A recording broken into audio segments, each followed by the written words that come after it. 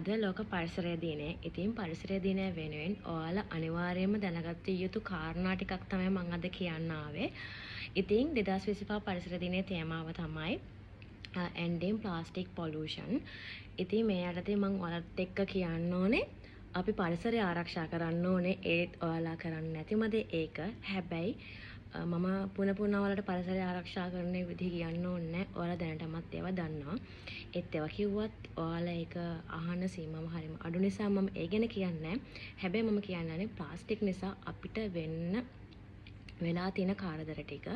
ඉතින් ඔයාලා දන්නවත් දන්නේ නැහැ ප්ලාස්ටික් වල කොටස් දෙකක් තියෙනවා.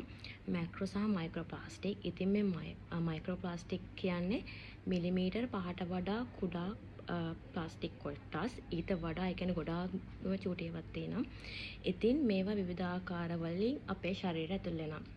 ගොඩක්ම ඔයාලා දන්නවා මාළුන්ගෙන් අපි පරිසරයට මුදාහරින ප්ලාස්ටික් පොලිතීන් අනම්මනම් ඒ දේවල් එයාලා ආහාරයට අරගෙන අපි මාළුන්ව ආයේ නැවත ආහාරයට ගන්නකොට මේ ආහාර දාමයේ ඔස්සේ අපේ ඇඟට ආයේ ප්ලාස්ටික් ඇතුළු වෙනවා. ඒ වගේම ශ්වසනයේ අපි එළියට විසි කරන ප්ලාස්ටික් එක එක රේඩියේෂන් UV කිරණ වලට අහු වෙලා ඒවා පොඩි වෙලා නැත්නම් වාහන වලට යට වෙලා පොඩි වෙලා ඒ වලින් ප්ලාස්ටික් පොඩි අංශු කැල්ලා ශ්වසනය හරහා අපේ ඇඟට ඇතුල් වෙන්න පුළුවන්. ඉතින් ගොඩක්ම ප්ලාස්ටික් තියෙන්නේ ප්ලාස්ටික් ආශ්‍රිත නිෂ්පාදන වල ප්‍රධානම කොටසක් තමයි ආයේ ෆැබ්‍රික්. ඉතින් මේ ෆැබ්‍රික් වලත් ගොඩක් ප්ලාස්ටික්ස් තියෙනවා කියලා හොයාගෙන තියෙනවා. එහෙමයි කියලා අපිට ඇඳුම් අඳින්න නැතුව ඉන්න බෑ. ඒත් අපි දැනගන්න ඕනේ අපිට ලෙඩ හැදෙන්න මොනවද බලපාන හේතු කියලා. සමහරක් වෙලාවට අපිට ඒ කියන්නේ පරම්පරාවෙන් හරි බෝනෝන් රෝගයක් හරි කොහෙන්ද ආවේ කියලා අපි දන්නේත් නැහැ. මොකද අපි දන්නේ නැහැ අපේ ලෙඩට හේතුව.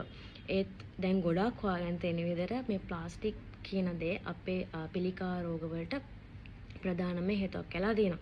ඉතින් ඊට අමතරව ප්‍රධාන තව ප්ලාස්ටික් අපේ ඇඟට ඇතුල් වෙන විදිහක් තමයි කොස්මැටික් මේකප් වලින් දැනුවත් වෙන්න ඕන. අපි ඒවා ආලේපන කරන කලින් හැම වෙලෙම අපි ඒවා ගානවද නැද්ද කියන එක හිතන එක ඔයාලගේ වැඩ. ඉතින් අපි සතියකට ග්‍රෑම් 5ක ප්‍රමාණයක් ප්ලාස්ටික් අපේ ශරීරයට ගත වෙනවා. ඒ කියන්නේ ATM කාඩ් එකක ප්ලාස්ටික් ප්‍රමාණයක් ශ්වසනය මගින් හරි ආහාර ජීවන පද්ධතිය මගින් හරි මේ සෛල හරහා හරි අපේ ප්ලාස්ටික් අඩු වැඩි වශයෙන් අපේ ඇඟට ගමන් කරනවා. ඉතින් නාගරික ප්‍රදේශවල වගේ ඉන්නවනම් ඒ ප්‍රමාණය පොඩක් වැඩි වෙනවා.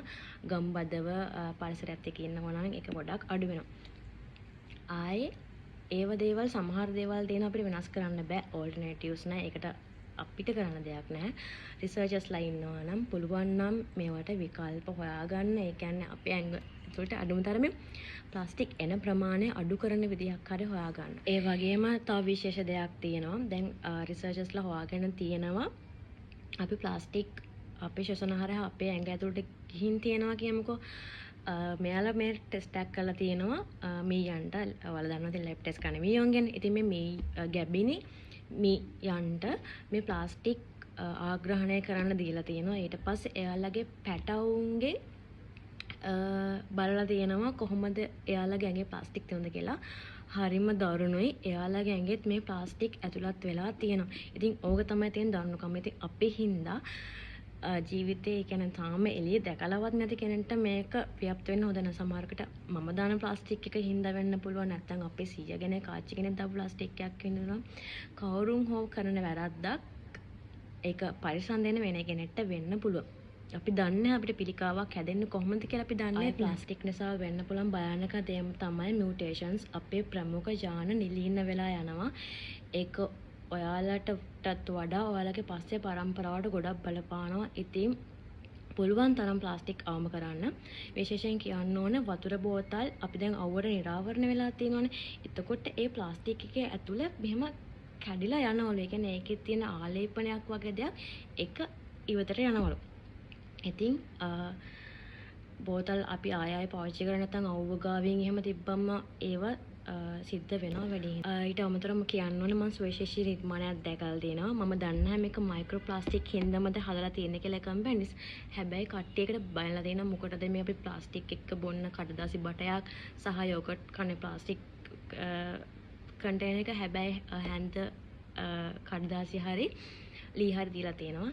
හැබැයි මම හිතනවා ඒක ගත්ත බුද්ධිමත් තීරණයක් වෙන්න ඕනේ කියලා. මොකද මම පෞද්ගලිකවම යෝගට් එකක් කෑවට පස්සේ හැන්ද පොඩ්ඩක් හප ඉන්නවා. නිකන් ඒකෙත් අමුතු යෝගට් රහක් වගේ මට දැනෙන හින්දා ඒ පුරුද්ද මට තිබ්බා. ඊට අමතරව ප්ලාස්ටික් ස්ට්‍රෝ වෙනුවට දැන් කඩදාසියක භාවිතා කරන්න තියෙන එකත් හොඳයි. මොකද අපි බීම යෝගට් අනම්මනම් ෆ්‍රිජ් එකක් ඇතුලේ තිබ්බට ওই දේවල් අපි ෆුඩ් සිටි එකවත් කවදාවත් ඇතුලේ තියන්න එක එළියේ තියෙන්නේ. අවුවට වගේ UV වගේ වැදෙන්න පුළුවන්. අනිවාර්යෙන් අවු වෙනවා. ඉතින් එතකොට ඒකේ ප්ලාස්ටික් අපි දන්නේ නැහැ. දිග මොකද අපිට පේන්නේ නැහැ. ඔය මයික්‍රෝ කියන දේවල් අපිට ඇස් වලට පේන්නේ නැහැ. ඉතින් ඒව දිය වෙන්න පුළුවන්. අපි කෙලින්ම යෝගට් එක කනකොට හරි අපි මයිලෝ එක බොනකොට හරි ඒක ඩිරෙක්ට් බඩට යන්න තියෙන සම්භාවිතාවය 100%යි.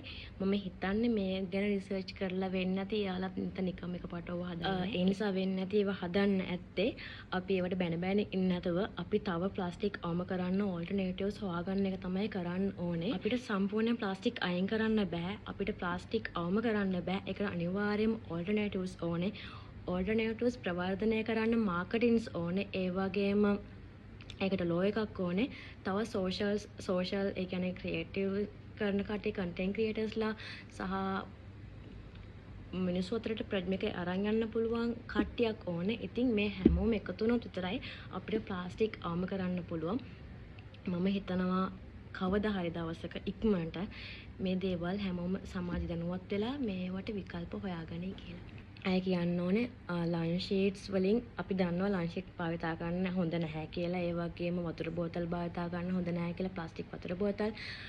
පුද්ගලිකව මාත් ඒ වැරද්ද කරනවා. ඒත් මේ පරිසරය දෙන සම්මාගාමීව මම මේ දේශනයකින් තමයි මම දැනුවත් වෙලා ඔයාලට මේ කරුණු ඉදිරිපත් කරන්නේ. නැත්තම් මම දන්න ලොකුවට මේ ගැන මම දැනන් හිටියේ නැහැ. ඉතින් රිසර්ච් කරලා හොයාගත්ත දේවල් මහජනතාව දැනුවත් කරන්න කියලා තමයි මේ දේශනෙන් කරේ. මට ලොකු ක්‍රවුඩ් එකක් නැහැ මේ දේවල් කියන්න. හැබැයි මගේ ක්‍රවුඩ් එක ඇතුලේ ගොඩක් බුද්ධිමත් අය ඉන්නේ. ගොඩක් නෙමෙයි 100%ක් බුද්ධිමත් අය ඉන්නේ. මොකද හැමෝම ඉගෙන ගත්ත අය. ඔයාලට මේ දේවල් වලට දාගන්න එක ලේසි. ඉතින් මම කියන්නේ මේක බලන හැමෝම මේක අනිවාර්යයෙන්ම කරන්න ඕනේ කියලා. මේක බලන්නේ 100ක් 200ක් 500ක් වුණත් මම කැමති මේක ඒක ඔලුවට අරගෙන 10 දෙනෙක්වත් අඩුම තරමේ 2025 දී පරිසරය ගැන සහ තමන් ගැන හිතලා හැදෙනවා නම්. මොකද මගේත් නරක පුරුද්දක් තිබ්බා. මම ලන්ච් ෂීට්ස් භාවිතා කියන්නේ කෑම එක ලන්ච් ෂීට්ස් එකෙන් තමයි ඔතන් ඉන්නේ. ඒක අවුරුදු ගාණක් එක දිගට කරන් ගියා. ඒ දේශනේ අහලා ආවට පස්සේ මටත් හරිම අවුල් මම කරන්නේ වැරද්දක් නේද මේ ඇතුළේ ඉඳගෙන කියලා.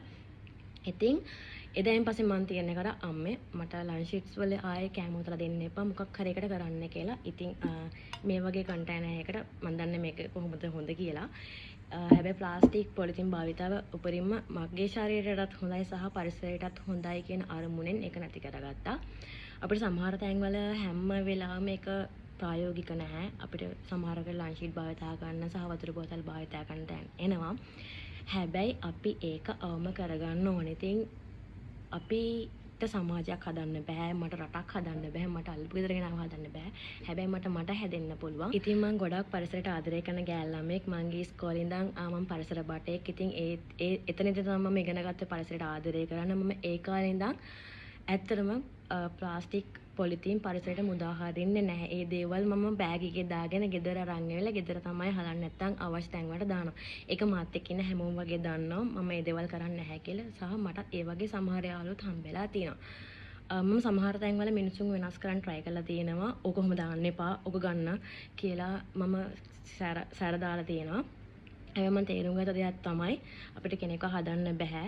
ඔහොම තේරුම් අරන් මම සමහර තැන්වල මම ක්‍රියාත්මක වෙලා තියෙනවා. ඒක මගේ පොකට් එකට දාගන්න. හැබැයි සතුටු වෙන්න පුළුවන් මේ ජීවිත කාලේ එකම එක අවස්ථාවක්. ඒ කියන්නේ පරිසරයට කුණු දාන කෙනෙක් හිටියා. හැබැයි දේවල් කියලා තේරුම් අරගෙන ඒ කියන්නේ එයාගේ ඉස්සරහා මම පරිසරයේ බටෙක් විතර හැසුණාට පස්සේ එයා ඒ පරිසරයට කුණු දාන එක වැළක්ුණා. මම දන්නේ නැහැ දැන් කොහොමද කියලා. හැබැයි මම දැකලා තියෙනවා එයාත් පරිසරයට ආදරය කරන්න පටන් ගත්තා. ඉතින් එක්කෙනෙක් හදලා දෙනවා මට ඕනේ දැන් ඒ වගේ 10 දෙනෙක් හදන්න. මේ වීඩියෝ එක බලලා ඔයාලා මොනවා හරි දෙයක් ඉගෙන ගත්තා නම් ඔයාලට වටින දෙයක් හම්බුණා නම් ඒක තමයි මගේ සතුට. පරිසරයට ආදරය කරන්න, ඔයාලට ආදරය කරන්න. පරිසරය රැකුණොත් අපිත් රැකෙනවා. අපි රැකුණොත් පරිසරය අපිට රැකෙන්නත් පුළුවන්. ඉතින් ඔයාලට සුබ දවසක්.